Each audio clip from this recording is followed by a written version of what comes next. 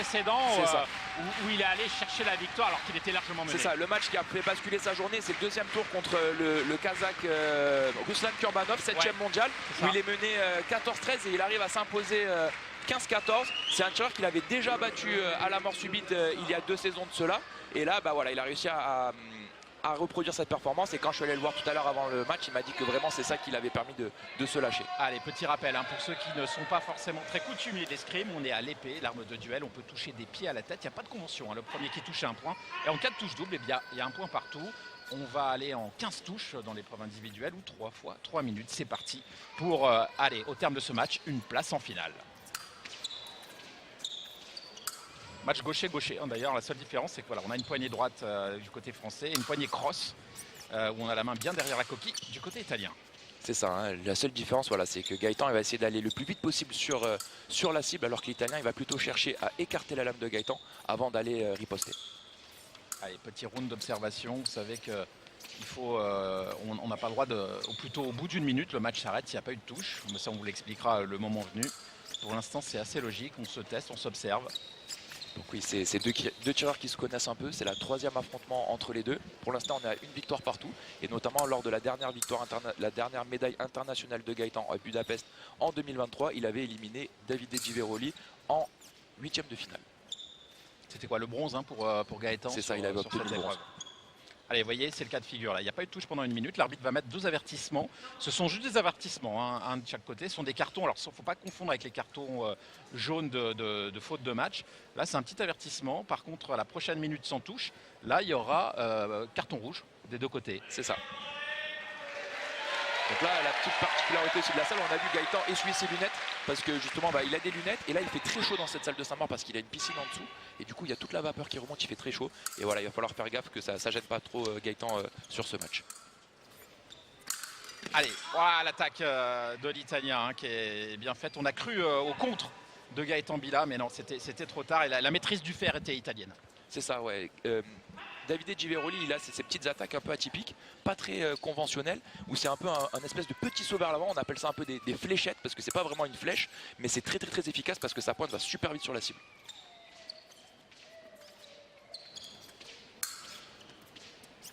Et vous voyez le temps qui défile, il reste 1 minute 30 à disputer dans ce premier tiers-temps. Et le pressing du Français. Vous voyez, il ne faut pas sortir les 2 pieds de cette zone grisée là. On est au bout des 14 mètres de la piste. Sinon, c'est une touche de sanction. Allez. Super. Ouais, super. Gaëtan qui est très agressif avec sa pointe et du coup là c'est lui qui décide d'attaquer et la touche valide son intention. Et là le pressing il était évident hein, sur Davide Giveroli pourtant qui est quelqu'un voilà, qu'on ne pousse pas comme ça si facilement au bout de piste. Vous voyez c'est bien, on ne loupe pas la touche, on a le ralenti à droite, le live à gauche.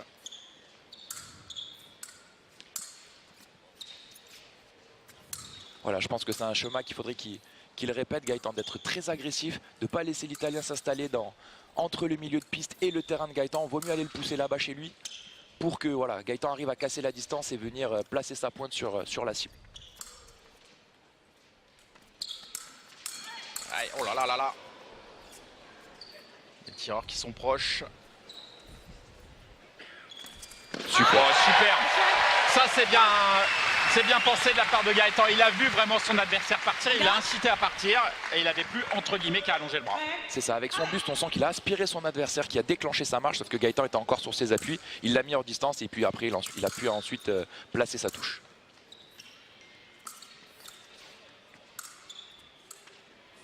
Allez, moins de 30 secondes à disputer dans ce premier tiers-temps.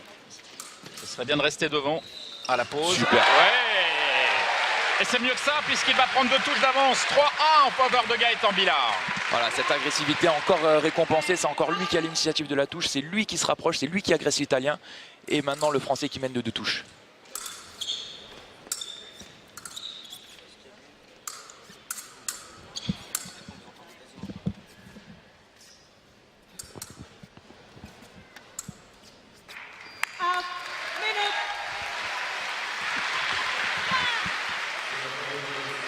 Allez, c'est la minute de pause.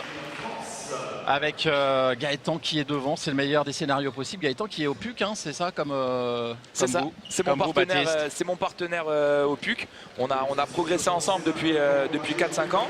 Et donc là on le voit échanger avec Robin Rieu, l'entraîneur national. Et de l'autre côté pareil, c'est Diego Confaglionieri, un ancien tireur italien qui a notamment gagné ce challenge monal, qui coach Davide Gileroli. Eh ouais. On va saluer Hervé Fagé aussi qu'on va retrouver tout à l'heure qui sera au coaching lui de Bardonnay, Alexandre Bardonnay. C'est Hervé Fagé qui était aux manettes de l'épée féminine jusqu'au jeu. Et puis avec les bons résultats des filles, il a pris les garçons. Bonne équipe, bon staff là. C'est ça, hein. Hervé qui a énormément d'expérience, qui a bourlingué un peu à travers le monde, qui a beaucoup d'expérience, mais le seul point commun c'est qu'il a gagné de partout où il est allé. Et donc là pour la France c'est quand même une super recrue pour le staff de l'équipe de France et depuis janvier là, à la tête de cette arme, l'épée homme. Allez, c'est reparti pour 3 minutes d'assaut. Alors on imagine que l'Italien va changer un petit peu d'attitude. Pour le Français normalement il ne faut rien changer, jusqu'à présent ça fonctionne. Il va falloir quand même s'adapter à ce que va proposer le Transalpin. C'est ça, hein, parce que l'Italien, une de ses forces justement, voilà, c'est qu'il change très vite de tactique et il s'adapte très vite. C'est rare de pouvoir enchaîner les touches face à lui parce que voilà, il propose toujours un nouveau problème à chaque nouvelle touche. Allez, c'est reparti. Toujours le pressing français, c'est bien. Il va chercher derrière la main aux avancées. Oh, bien joué, le double. Et on a vu, hein, il était encore pas très loin d'obtenir la touche simple, Gaëtan. Ouais, parce que j'ai l'impression que l'Italien, si on va sur ralenti, il fait une flèche, mais un peu vers le haut. C'est ça, c'est un peu la particularité de sa flèche, c'est ce qu'on appelle la petite fléchette. C'est plutôt que croiser les pieds et aller vers l'avant. Lui saute un peu vers le haut, mais c'est surtout son bras qui va très vite vers la cible. C'est assez étonnant, hein, comme effectivement vous l'expliquez, Baptiste.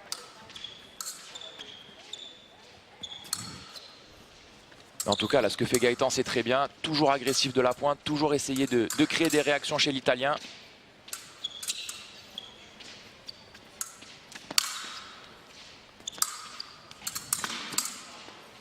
L'Italien, pour l'instant, qui est un petit peu en panne de solution. Bon, il n'y a pas le faux lac, hein, il a un peu le temps de préparer ses actions encore, mais... Voilà. Oh, superbe. Et il prépare l'Italien et tout de suite il est sanctionné par Gaëtan. C'est ça, magnifique attaque du Français sur la préparation de l'Italien. Donc là on le voit, il marche et paf, la touche qui départ et qui touche au flanc dessous la main armée. Pardon. Superbe. Et ça fait 5-2. Alors le match est loin d'être terminé. Mais pour l'instant l'histoire est belle. Mais pour l'instant c'est ça, hein. Le plan de Gaëtan il est parfait pour l'instant.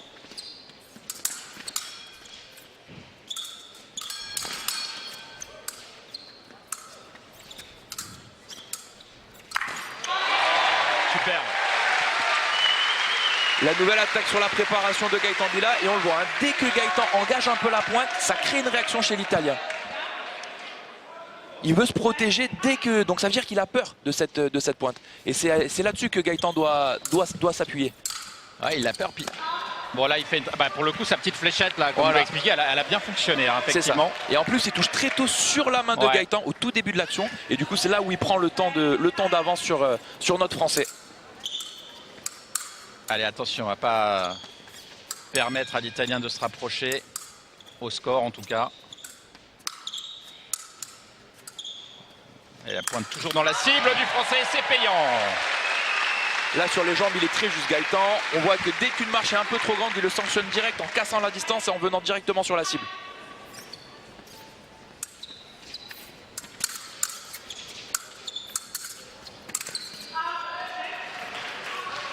Le coupé à la main de l'Italien, cette cible qu'il est en train de trouver petit à petit. Ouais, attention à bien protéger son avant-bras là. C'est devenu une cible et on devine que sur ses fléchettes, c'est sa cible favorite à l'Italien. Aïe, aïe, aïe, là c'est bon. Oh là là, que c'est beau ça. Que c'est beau, ça touche là aussi aux avancées, mais cette fois en faveur du Français.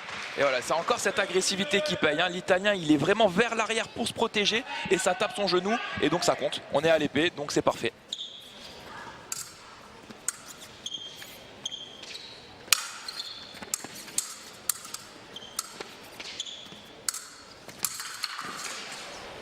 La bonne défensive jambe là de Gaëtan. Allez Gaëtan. mais c'est super ce qu'il fait. Il a la pointe qui scotche derrière l'épée de son adversaire. Incroyable, regardez, ralenti, ça va toucher derrière la coquille. Hein. Là, on voit la précision de Gaëtan qui est aussi voilà, une de ses grandes qualités.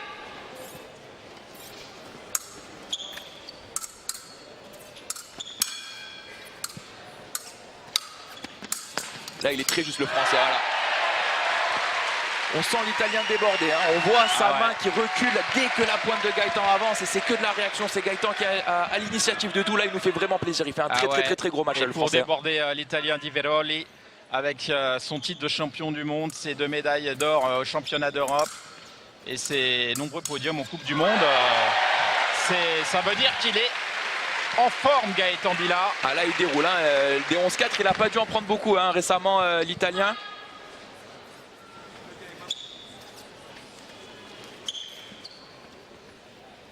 Il a même été champion d'Europe en individuel à l'âge de 21 ans, Davide Di Veroli. Et en plus, il a été champion du monde en cadet, donc en U17, en U20 et en senior. Donc c'est quoi là, il a tout les gagné. Europes, voilà, c'est un peu son jardin. Allez, 11-4, il reste plus qu'un tiers-temps. C'est jamais terminé un match d'escrime, ça reste du sport, mais honnêtement, c'est quand même bien parti. Mais il faut savoir garder cette avance. C'est ça, hein, pour l'instant, il ne fait pas d'erreur. Son plan est parfait, il a pris une balle avance. Maintenant, voilà, il va continuer à rester agressif parce qu'on l'a dit, c'est ça qui lui permet pour l'instant de mettre en difficulté l'Italien. Il va pas falloir penser à vouloir gérer et à vouloir peut-être en faire moins parce que justement, si on laisse un tout petit bout à Di Veroli, ben, il va tout nous prendre. Et donc du coup, il faut qu'il garde cet état d'esprit. Mais pour m'entraîner avec lui, pour bien le connaître, il connaît ce genre de piège Gaëtan et je pense pas qu'il tombe là-dedans. Je pense qu'il va falloir vraiment un gros changement de l'Italien pour mettre en difficulté notre Français. Ouais. Et là, l'Italien, de son côté, on sent qu'il est très en interrogation et qu'il écoute son coach, l'ancien tireur transalpin. C'est vrai qu'on l'a senti vraiment dépassé en retard sur les actions, l'Italien. Et du coup, il va devoir changer quelque chose dans sa préparation s'il veut retrouver le temps d'escrime qui lui permettra d'être vers l'avant. Et ça, voilà, je pense que Gaëtan ne lui laissera pas l'occasion de faire ça. Allez, c'est reparti pour le dernier tiers-temps de ce match. Au terme de celui-ci, une place en finale. Il reste 4 touches à porter pour le Français. Et ce serait pourquoi pas sa première finale sur un challenge mondial. Un tournoi prestigieux. Hein. Le dernier Français à l'avoir remporté, c'était en 2022, il me semble. C'était oui, bien sûr. Alexandre Blazic l'avait gagné en 2015. Gauthier Gomis en 2016. En 2022, c'était Nelson Lopez Pourtier. Avec déjà Alexandre Bardonnay sur la 3e marche du podium. Ah, c'était une belle édition. Hein. Allez, attention, une petite touche, forcément. L'Italien, voilà, qui prend moins son temps, qui laisse moins le temps à Gaëtan de s'organiser. Il essaye un peu d'enflammer le match, là, l'Italien. Mais il a raison, hein, c'est ce qu'il doit faire, hein, évidemment, parce que dès que le jeu est un peu posé, c'est le Français qui mène la danse. Ah, elle a touché au sol. Malheureusement, je pense qu'il a dû accrocher peut-être un bout de jambe de Gaëtan. L'arbitre va aller voir. Ouais. J'espère que c'est juste moi qui me trompe et que la touche est au sol. Alors, mais il y a peut-être une chance. En tout cas, l'arbitre est en train de regarder la vidéo, le ralenti. Regardez, nous on va voir le nôtre. Alors, est-ce que ça touche le sol ou avant ça accroche la tenue? Eh oui, ça touche.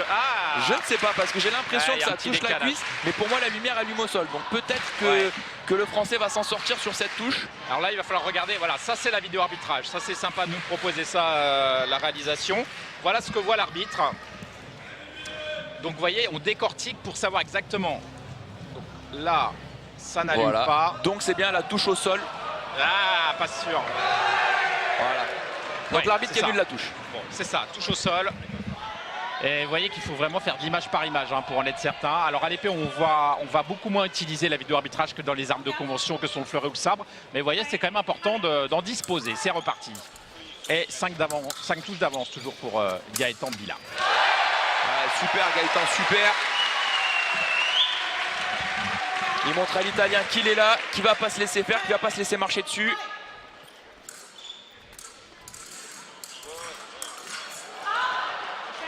Allez, dommage. Ça combat fort là, on voit avec l'Italien qui a accéléré sa main. Il ferme toutes les lignes dans lesquelles Gaëtan met sa pointe. Et là, la fléchette qui ne fonctionne pas de l'Italien. Gaëtan il était prêt là, il était sur ses appuis, il a mis en échec et après il a contré. Regardez, hop. Il s'y attendait. Voilà, super.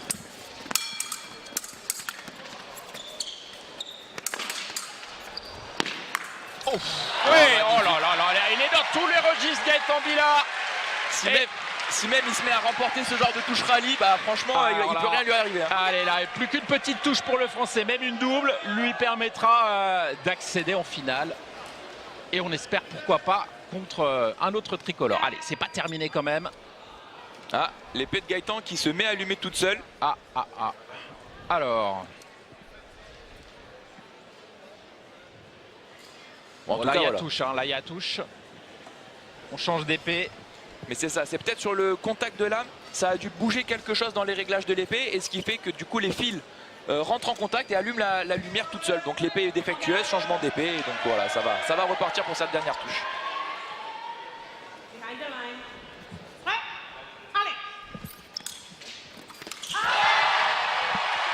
Et bien voilà, c'est fait. Gaëtan Bila, pardon, j'allais presser le bilan déjà, mais Gaëtan Bila est en finale de ce challenge monal. Quelle performance du puciste, c'est comme ça qu'on dit? Ouais, c'est ça, le puciste, non, il a été très bon, il a fait super plaisir, il a fait le match parfait qu'il fallait faire face à un adversaire qu'il connaissait bien. Donc il l'avait battu il y a 2 ans à Budapest. Depuis il avait perdu une autre fois où Giveroli avait pris sa revanche. Mais là il était préparé, il était sûr de lui. Et comme je suis allé voir les tireurs avant leur demi-finale, et j'ai senti que Alexandre et Gaëtan étaient pas contents d'être en demi. Ils voulaient encore passer une marche. Et là ben voilà, Gaëtan a réussi. Maintenant on va attendre Alexandre, et il a été très fort, Gaëtan. Ouais, 15-7 face à cet Italien, c'est pas rien, hein. On n'aurait pas forcément imaginé ça. En tout cas, on prend et c'est dire la force de ce jeune escrimeur. Enfin, jeune escrimeur, il a déjà un peu d'expérience. Hein. D'ailleurs, il a quel âge? Il est né en 2000, donc ça lui fait 25 ans. C'est ça. Bientôt 25 ans en septembre. Et en face, voilà, c'est quasiment 2 tireurs du même âge parce que Giveroli est né en 2001. Donc pareil, hein, c'est deux jeunes talents. Et voilà, on sait que l'épée est une arme un peu à maturité tardive. C'est une arme où on a besoin de pas mal d'expérience. Et donc voilà, de voir des jeunes comme ça, 23-24 ans déjà à ce niveau-là, c'est quand même assez impressionnant. Et donc là, on le rappelle, Giveroli 5e mondial, 15-7 en demi-finale au Monal, c'est une énorme performance que vient de nous sortir Gaëtan. Ah, superbe, regardez ces belles images au ralenti. Ça, c'était les fléchettes au début du match qui rentraient bien pour l'Italien. Ouais, il en a mis quelques-unes, mais après, voilà, c'était terminé. Hein. Je pense qu'il y avait une très bonne lecture de Gaëtan là-dessus. C'est comme vous dites, hein, franchement, il lisait, il a lu dans son adversaire vraiment, il voyait tout ce qu'il faisait. Et en même temps, voilà, c'est de par son agressivité, il faisait déclencher son adversaire et voilà, il avait un temps d'avance sur tout ce qu'il faisait. Super, mais on va se régaler encore dans la prochaine demi-finale qui va opposer Alexandre Bardonnay face à Oleg Knish.